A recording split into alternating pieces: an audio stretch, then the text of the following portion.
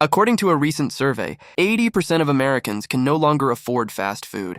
They call it a luxury. Why is fast food getting so expensive? Prices at fast food restaurants are on the rise. A McDonald's quarter pounder with cheese meal has more than doubled. Taco Bell's beefy 5-layer burrito spiked almost 200%. Go to Five Guys. A traditional burger, fries, and a small drink might cost you $25. Might cost you $18 to go through a drive-thru to get a Big Mac combo meal at McDonald's. McDonald's menu in Connecticut selling a Big Mac combo for $18. You just have to look around and see what's happening to the restaurants in your area to understand that the U.S. economy is headed in the wrong direction. When the economy is booming, restaurants are full and chains open more locations to expand their businesses. But when the economy is struggling, restaurants get increasingly emptier, and underperforming locations go barely up.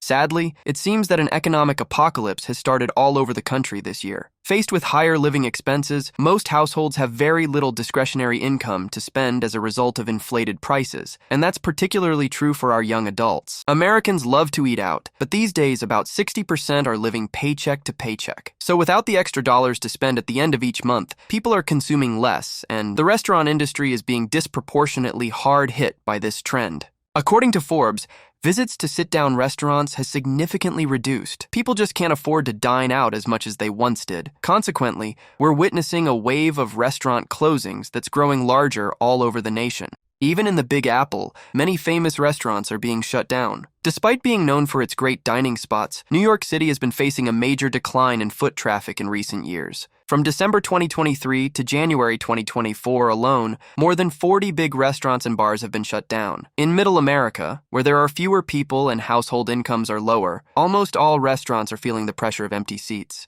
According to the Daily Mail, for example, in Des Moines, Iowa, hundreds of establishments have gone bankrupt and closed down in the past 12 months due to an overall decline in consumption. Now, many restaurant owners are worried about this trend, but so are the remaining regular customers. Abby Sheffer, a law student at Drake University, told local station that she and her friends have noticed there's a lot fewer people visiting restaurants right now. She said, "We went to the barbecue place down the road. We were the only ones in there, and it was like that for 2.5 hours. Another Des Moines native, Monica Brown, added that she thinks people got used to cooking at home and just going out less. And I think that's exactly what is going on right now.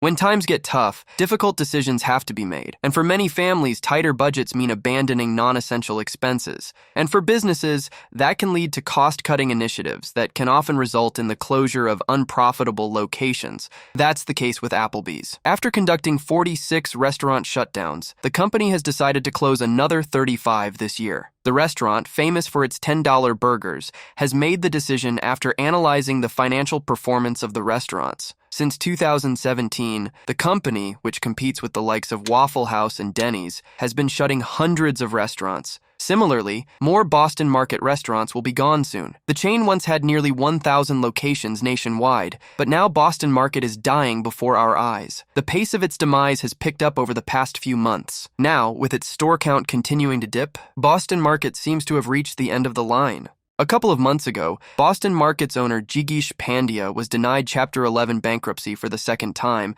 and has been barred from filing again for 6 months. That leaves his company, which faces massive financial obligations, unable to gain court protection from its creditors. The restaurant chain no longer has a headquarters as it was seized in May 2022 by the Colorado Department of Revenue for over $300,000 in unpaid sales and payroll taxes. It also owes U.S. Foods, its key food vendor, $12 million, and it faces over 140 lawsuits in a variety of state and federal courts over everything from unpaid wages to overdue rent. It's a bleak picture that keeps getting worse. In March, Forbes reported that the Boston Market chain had 300 locations last year, but right now they're reduced to just 27 locations. The current inflation crisis is the primary reason why this trend is accelerating. While consumers have less purchasing power, restaurants are grappling with much higher costs.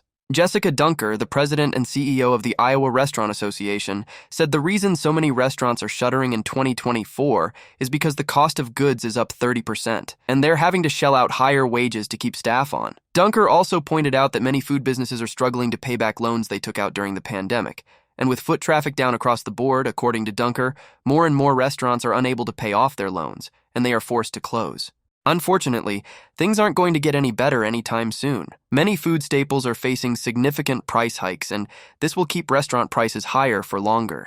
For instance, this week new reports revealed that we're going to pay a lot more for orange juice from now on. That's because Brazil, the leading global exporter of orange juice, is facing its worst harvest in over 3 decades. This alarming development compounds existing issues in Florida's citrus groves, which have been plagued by disease and are experiencing collapsing production levels to the lowest in decades. Sliding production in Brazil will impact U.S. retail prices at the supermarket in the coming months. And of course, that's a bad news for the restaurant industry. Even big fast food chains like McDonald's, at one time serving middle-class families, were their core business. But this year, middle-income earners are being financially wiped out by a series of factors that include stagnant wages and a drop in home equity. The falling consumer demand is becoming so dramatic that McDonald's had to introduce a $5 meal in the menu in a desperate attempt to lure customers back. The meal includes 4 items. Customers are allowed to choose between 2 of the chain's signature burgers, a McChicken or a McDouble, and get a 4-piece McNuggets, fries, and a drink. The discussions about the new deal come 2 weeks after the fast food giant's first quarter earnings call,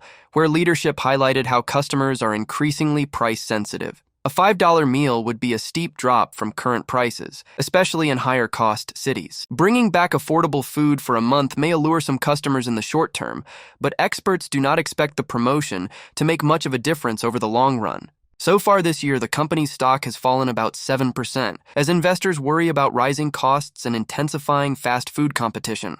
And not only that, many McDonald's locations are considering to close up in California due to a $20 minimum wage. Take a listen to what Michael Bordenaro has got to say on this. And here's another big problem that all restaurants are facing right now that I continue to mention here on the channel is that they say that the inflation for food and paper and other materials that they need to spend money on to keep the restaurants moving along has kind of leveled out. But one part of inflation for them that has not leveled out is labor costs, okay? Especially now there's this new law in California where fast food chains have to pay $20 an hour, so that's a big problem for McDonald's. But across the board, they have to pay people more because this is starting to set a precedent for people who work in the fast food industry and saying, hey, I want more money or I'm just going to get a different job, you know? So they need to have help. They need to have people working in their stores, which puts more pressure on places like McDonald's to pay more, even if they're not in California. Evidently, McDonald's is not alone. Several fast food chains across the country are dealing with fewer orders from customers who no longer find their meals affordable. Wendy's, Shake Shack, Starbucks, and Burger King have all said in their latest earnings call that they will exercise caution on prices after years of raising prices for pretty much everything. U.S. consumers are really hurting now. In fact, consumer sentiment just fell to the lowest level in 6 months as price increases re-accelerated. According to the latest University of Michigan survey of consumers, consumers are bracing for even higher price increases in the year ahead compared to readings from prior months. Beyond inflation, they are also concerned about higher rates of unemployment. With so many factors weighing on people's finances, it's easy to understand why Americans are deeply pessimistic about the economy, even though our politicians continue to engage in an unprecedented spending spree in another futile attempt to keep the economy propped up. The reality is that the wheels are starting to come off, and tremendous chaos is ahead.